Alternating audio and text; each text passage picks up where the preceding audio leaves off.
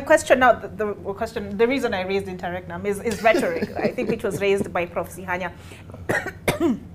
And I think it's choking. And I think it was a point similar to what was made in the Supreme Court. If I'm not mistaken, it was by Fred Ngatia, and he talked about how people can use all this flowery language, but substance at the end of the day is what matters. But I wonder... No, that was actually Senior Counsel Orengo. Oh, that was Orengo. Oh, yes, it was James Orengo's not. Referring to what he learned from the top criminal lawyer, S.M. Otieno. Okay. All right. So I stand corrected. James Orengo, Senior Counsel James Orengo. But is there a benefit or a place for it? Because if you even think about Kenyans, the T-shirts that are now being printed have Piki Piki Ponki, the plumber, you know. Jose Camargo. Jose Camargo. And then this big English, is there a place for it? And also in this this colorful language, you know, you guys, I mean, there was somebody who talked about Shakespeare and was quoting, who is it, Karl Marx, you know, and so there was a Solomonic wisdom that Professor Ben Sihanya made reference to. There was that clip by Smokin Wanjala, the Supreme Court judge, questioning the wisdom of that Solomonic analogy. And then there was this other one, Republic of Kusadikika, you know. Does it help imprint the arguments in the minds of the judges? It depends on the judges. For sitting as a judge, speaking for myself, I wouldn't. I would go for the substance. Yes, the rhetoric is entertaining. As Shakespeare said, life is all but a big stage, and we're all players in it. And the courtroom also, it's a theater. And look at it this way. This is a tremendous opportunity for lawyers auditioning for clients to showcase their skills. So that is the value that it gives. I think it just, from my perspective, if I was sitting as a judge, I would see it as entertainment. But I would be looking to see whether the substance is addressed. In all the drama of the rhetoric, are they really addressing the substance? And that is why you could see they're asking very pointed questions. After all the drama of Piki Piki Ponki and the plumbers and Jose Camargo, they're asking very, very pointed questions, which is what I would do as a judge. So kizungu mingi na catwalk? Haisaidii sana mimi sidhani. Professor Sihanya? Yeah, three-pronged. Number one, give us the substance. Give us the content. Give us, what do you give us? Please give us law. Please give us evidence. Please analyze the law and the evidence and what you are trying to conclude. And that is the key issues. Because a lot of the speeches, many people, I was also reading what people were saying. And at the end of the day, okay, number two is this. You also present it in a way that you communicate. And that's where rhetoric comes in. You also need to communicate. That's why I always talk about Nairobi or Kenyan English rather than legalese and verbosity, pomposity, and extravagant use of language. We know these things. When we speak in Nairobi English, it's not because we don't know those tough words. It's because that's why some of us normally use even 3 words on an issue, so that you can communicate at all levels. You communicate at professorial level of sophistry and sophistication.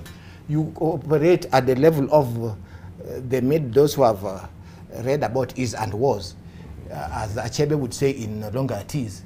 And you also bring a mix of those two, is and was. No longer it is, you know, that's necessary for a good lawyer. So a good lawyer will throw in some Latinism, because that's part of our training, a little kidogo too, and then a bit of 1 or 2 words, which again in the same sentence you should use words which helps explain the same thing. So that, and then lastly is, of course, persuasion also requires quite a lot of rhetoric. And as I said earlier, universities like Oxford and Cambridge for a long time had, and I think some of them still have, a position called Professor of Rhetoric.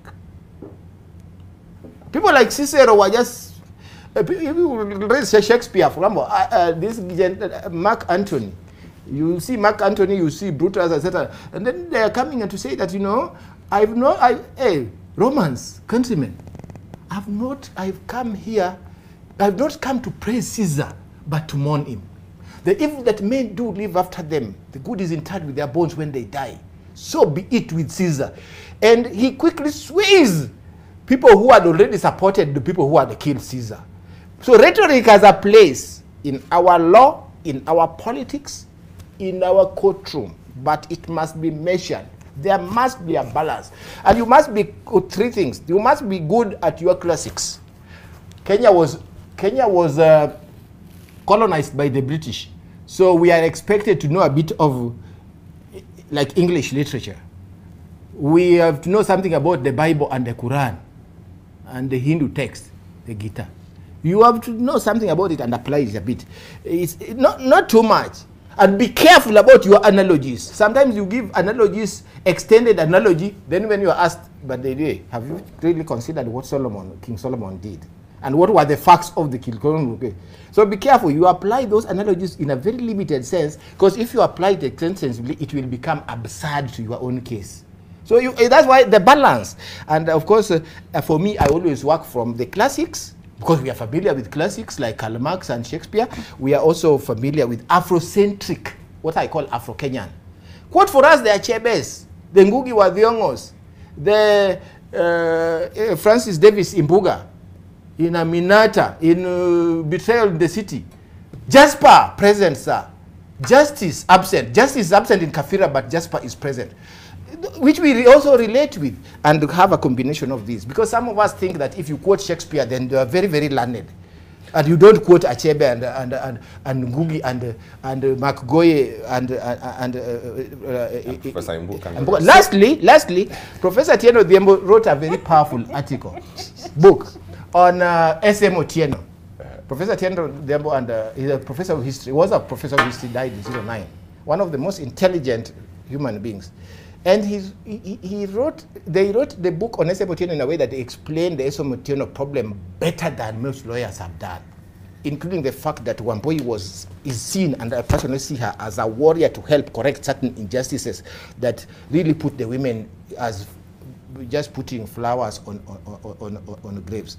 So in that book, he in other areas he said that, well, when your lawyers talk, and when most people who are studied, especially 50s and 60s, talk, Shakespeare always comes back from England, comes out of his grave, and to demonstrate that we are very, very learned. But please give us a bit of Shakespeare, not too much, and give us Achebe, Ngugi, Makgoye, and Francis Davis Imbuga, a little in proportion.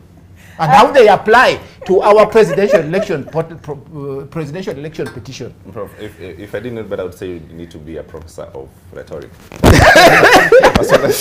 Yeah, Olive, think of the rhetoric as the icing on the cake. You know, however tasty, however sweet the icing is, if the cake is terrible, you'll not be a good pastry chef. Mm-hmm. Yeah. So and the cake in a case is found in the pleadings, and in a presidential election petition, the court is looking at the evidence comes in the form of affidavits. What facts do you have in your affidavits that can persuade the court?